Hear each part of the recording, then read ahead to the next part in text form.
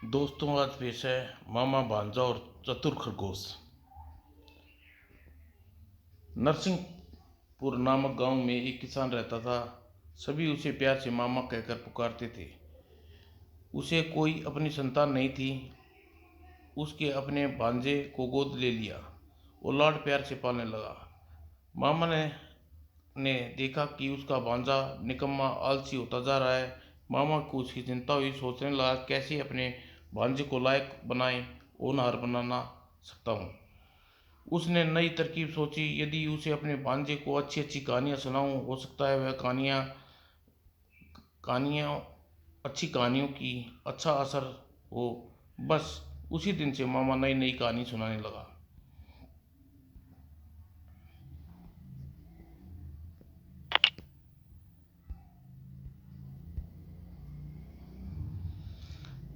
भांजे, प्यारे भांजे उठो, क्या आज स्कूल नहीं जाना? नहीं, मुझे उठना नहीं है, मुझे सोने दो मामा। अच्छा, अच्छे बच्चों की तरह जल्दी तैयार होकर स्कूल जाओ। कहा ना मामा, मुझे परेशान मत करो। ठीक है, नहीं उठता तो मत उठो। मैंने सोचा था कि भांजा मेरा कहना मानता है तो उसे अच्छी अच्छी कहानियाँ सुनाऊंगा। सच मामा, मुझसे आज अच्छी अच्छी कहानियाँ सुनाओगी? तब तो मैं चटपट उठकर स्कूल जाने की तैयारी करता हूँ।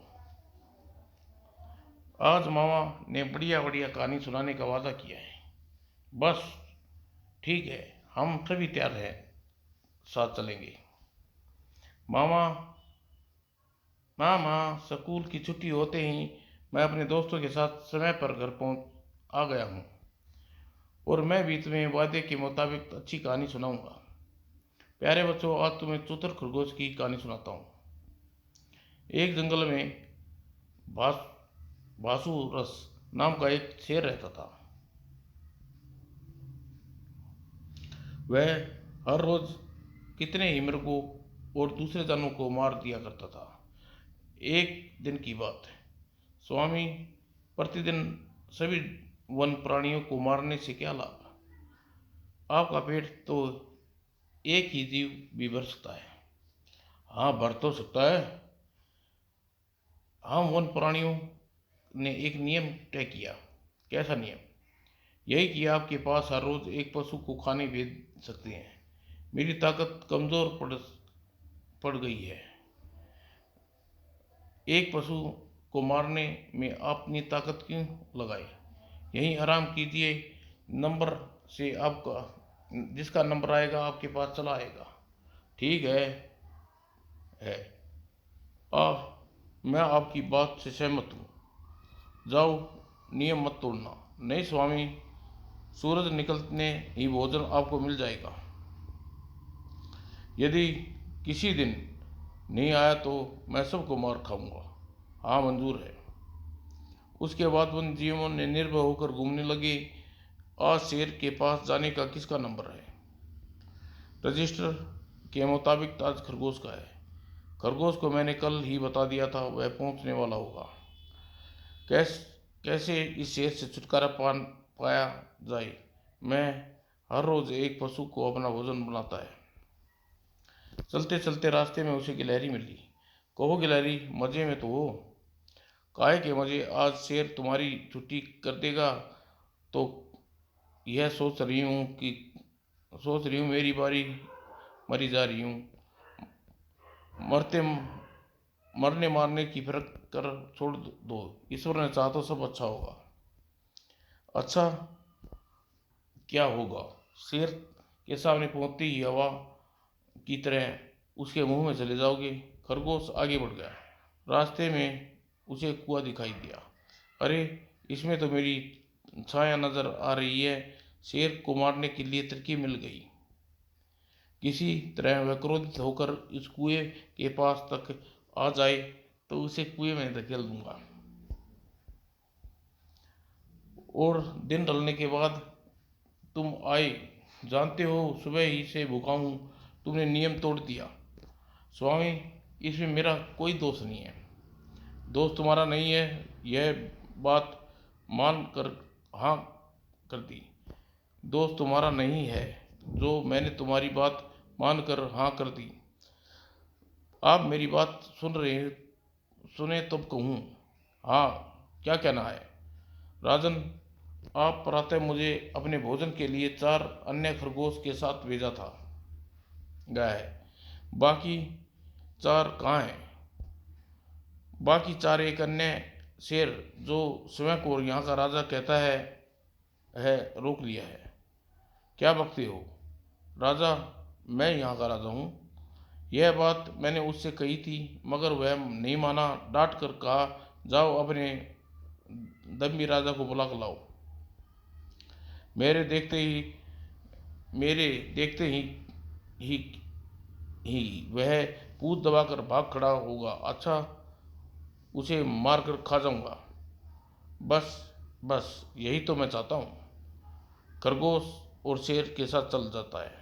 चलो और मुझे दिखाओ वह कहाँ रहता है, किस गुफा में रहता है। इसी गुफा में झाँक कर देखिए। अब हिम्मत है तो बाहर निकल आ। अंदर अंदर चारों चोरों की क्यों छिपा है?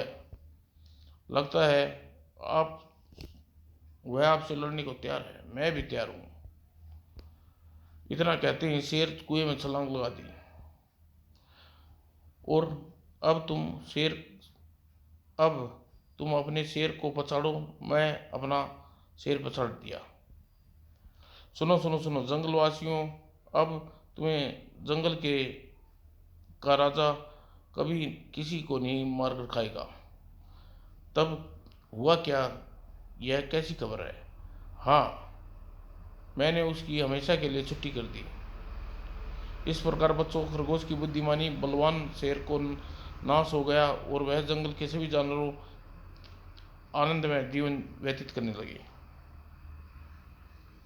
मामा, कहानी हमें बड़ी अच्छी लगी। ऐसी कहानी और सुनाओ। अच्छी कहानी सुनाने से पहले प्रतिज्ञा करो कि तुम हर स्कूल जाओगे और हमेशा बड़ों का कहना मानोगे। हम समय पर स्कूल जाएंगे और हमेशा बड़ों का कहना मानेंगे। अच्छा बच्चों सुनो। अब एक नगर के साहूकार रहता था। साहूकार अशरफी लाल। अरे, इस हिसाब में तो अभी मूल्य और ब्याज दुगना भी नहीं हुआ। मूलधन ब्याज कैसे बढ़ाया जा सकता है? एक बार दो चालाक दोस्त साहूकार के यहाँ पहुंचे। सेठ जी, हमें 50 रुपये कर्ज लेना है। कर्ज 50 लो या 500, और किस लिए बैठा हूँ। तब फिर हमारा नाम पता लिख कर हमें 50 रुपये दीजिए। मगर तुम कर्ज कब लौटाओगे? बहुत जल्द, अगले जन्म में। मुनीम, इनका नाम खाते में लिख लो और यह रुपया अगले जन्म में चुकाएंगे। यहाँ अपने हस्ताक्षर कर लो। यह साहूकार भी कितनी मूर्ख है। कहीं रुपया भी अगले जन्म में लौटाया जा सकता है। हाँ, हमने साहूकार को मूर्ख बनाया। और जंगल में ही शाम हो गई। यार, गांव वाल तो अभी दूर है। जंगल में भयानक रास्ता पार कैसे कर पाएंगे? ठीक है, आज रात को इसी गांव में विश्राम करते हैं। और जिस घर में उन्होंने रात गुजारी वहां 2 बैल थे जो आपस में बात कर रहे थे। मित्र, हमारी तुम्हारी यह आखिरी रात है। कैसी बात कहते हो? यार, मैंने अभी बातचीत करते हुए 2 आदमियों की आवाज़ सुनी है। आवाज़ तो मैंने भी सुनी है, मगर यहाँ आसपास और कौन हो सकता है? आवाज़ सुनकर दोनों चौंकते हुए बैठ गए। मैंने अपने मालिक से पिछले जन्म में 200 रुपये उधार लिए थे। इस जन्म में महीनों उसी गाड़ी में जुता रहा। अब कहीं जाकर उधार चुकता हो पाया है। हाँ मित्र, मेरी मृत्यु भी कल होने वाली है। मैंने अपने मालिक से कर्जे से मुक्ति पा जाऊंगा। सुना सुना लगता है यह बैल आपस में बात कर रहे हैं। आवाज़ फिर सुनाई पड़ी। तो कल हम दोनों मरने वाले हैं। हमने अपना कर्ज चुकाने में इतनी तकलीफ उठानी पड़ी। आओ आज गले मिल पाए या नहीं। आओ आज गले मिल ले, कल मिल पाए या नहीं। यार, इन्हें पिछले जन्म में कर चुकाने के लिए बैल बनना पड़ा, तब जाकर कहीं कर का छुटकारा मिला। वे रात भर डर के मारे सो नहीं पाए, नींद नहीं आई। दोनों ने सपने में देखा कि बैल बने साहूकार की गाड़ी में जुते हैं, और सवेरे उठे तो दोनों देखा बैल अपनी जगह पर मृत पड़ी है। यार, कर्जा लेना बुरा है, अगले जन्म का तो उससे भी बुरा है। जल्दी जाकर साहूकार को रुपये लौटा दो, इसी में भलाई है। साहूकार जी, हमने आपका धन लौटाने आए हैं। मुनीम जी, खाते में इनका नाम और हिसाब चुकता कर दो। यह दोनों अगले जन्म का हिसाब करने की बात कहकर गए थे।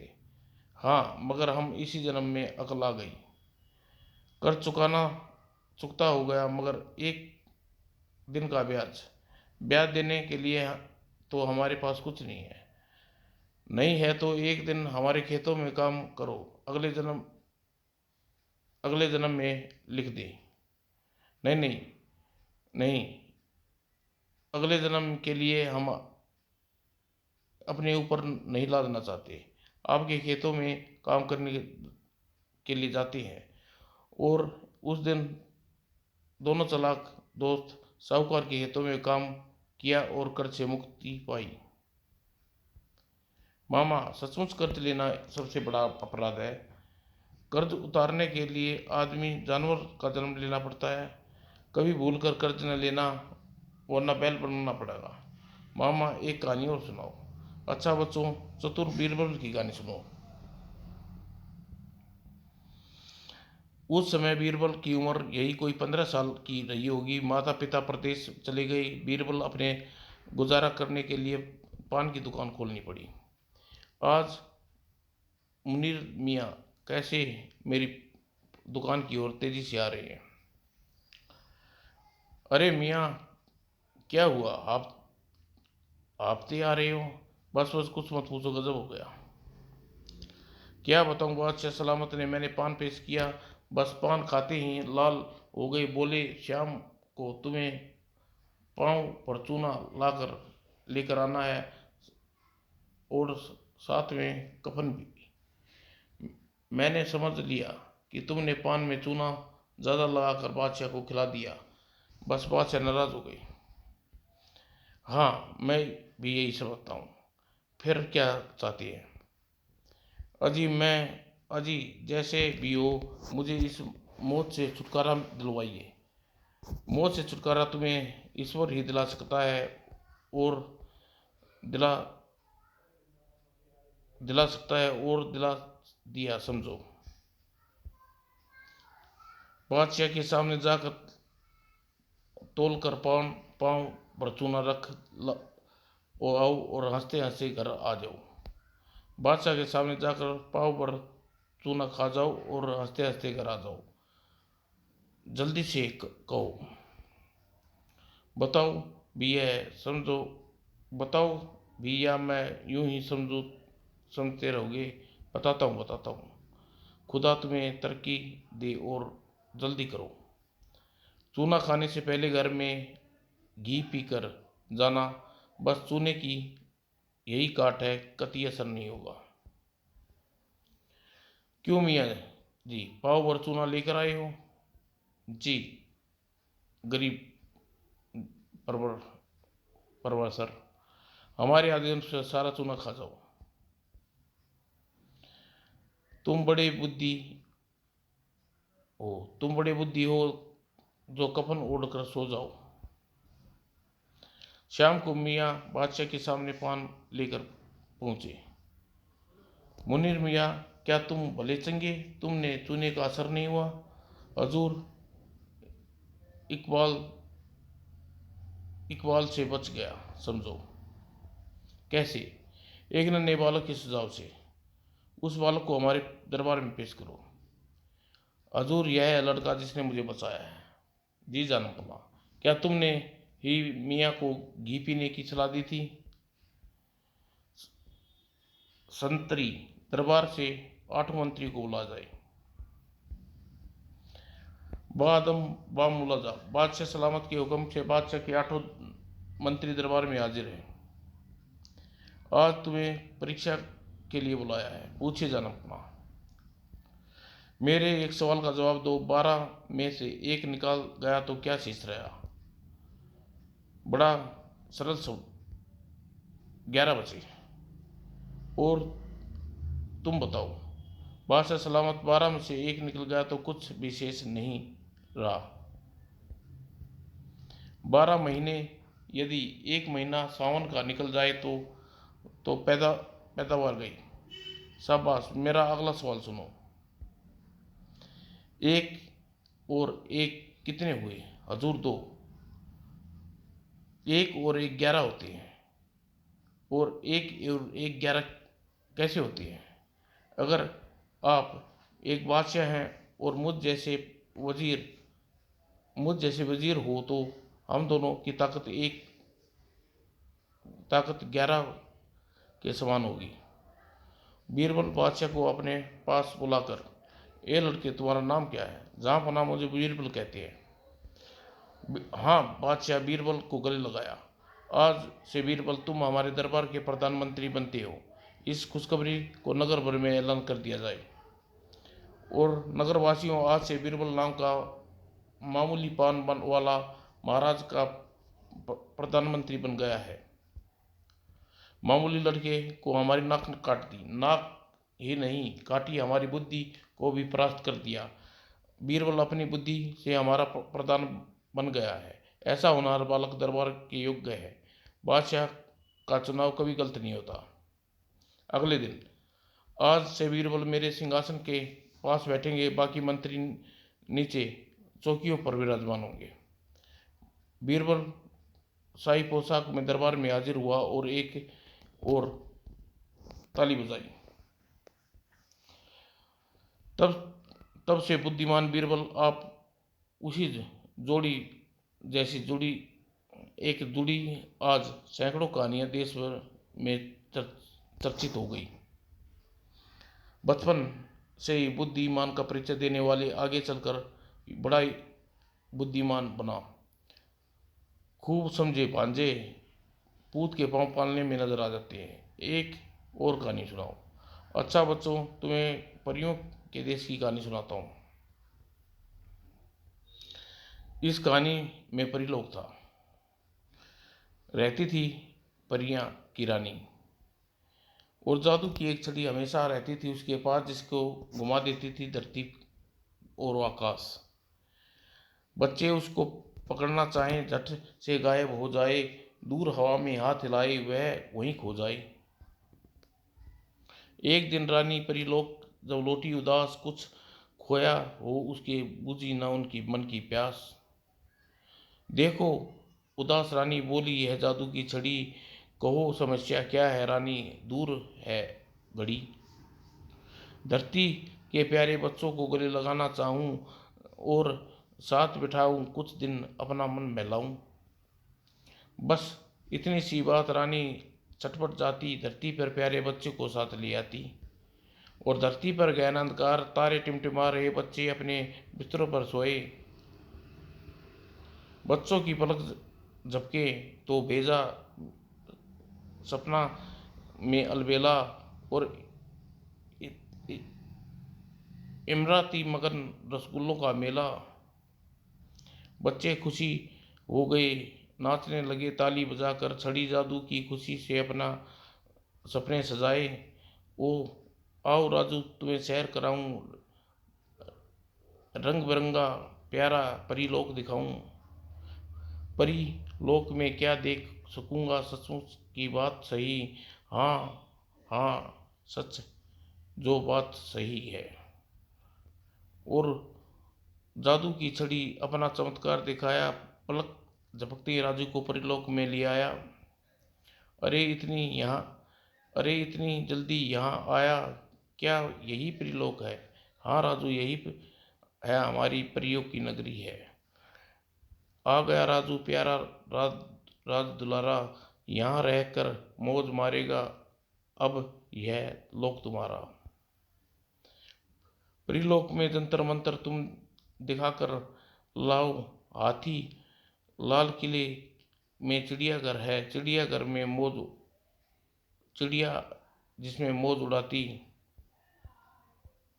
सांप बजाता बीन दिखता, और सपेरा बंद बंदर पिटारी, बंदर के हाथों में डुगडुगी पर नाच मदारी। परी ने राजू को सब खूब सैर कराई, और खूब राजू खूब मौज मनाई। रानी परी मजा आ गया, पापा मम्मी दीदी भैया सबको यहीं बुला दो, अपना परिलोक उन सबको एक बार दिखा दो। यहाँ बुलाना मुमकिन राजू, यह चिंता कैसे, तुम्हें प्यारी, तुमको प्यार करूं और मम्मी जैसा। लगता है यहाँ की तबीयत नहीं लगता है यहाँ तबीयत नहीं लगी राजू की, तुम्हें हमेशा को देती हूँ छड़ी जादू की। नहीं नहीं, तब यहाँ इस पल नहीं रहूँगा, वापिस मुझे घर भिजवा दो, वरना शोर करूँगा। जादू की यह छड़ी बताओ मेरे किस मतलब की, सपनों में मुझको ले आई, थोड़ी देर झपकी।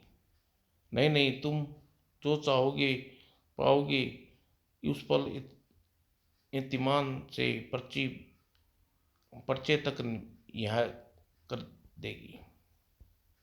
जादू की इस छड़ी से बढ़कर छड़ी है मेरे पास, जादू से ज़्यादा हमको है उस पर विश्वास। राजू, अच्छा राजू, मुझको उसका नाम बताओ, छड़ी तुम्हारे पास कहाँ है, मुझको वह दिखाओ। उसका नाम है परिश्रम, और जब करते हैं फल पाते हैं, उसी परिश्रम से हम बच्चे धरती पर स्वर्ग बनाते हैं। आँख खुली, खुल गया सपना, टूट गई उड़ गई दूर कहीं कहानी, जादू की छड़ी खो गई परिलोक की रानी। सुनी कहानी समझ गए, बात न जाए खाली, हाँ मामा हमें मिल गई छड़ी परिश्रम वाली। और उस दिन मामा ने देखा, अरे भांजा समय से स्कूल जाने की तैयार है। मामा आपने वचन दिया है कि आप अच्छी कहानी सुनाऊंगा। शाबाश, अब मेरा प्यारा भांजा कितना समझदार हो होशियार हो गया है, अब सभी से कह सकूंगा कि भांजा आलसी नहीं रहा। हाँ, अब तुम्हारी कहानी का असर है मामा। समाप्त दोस्तों।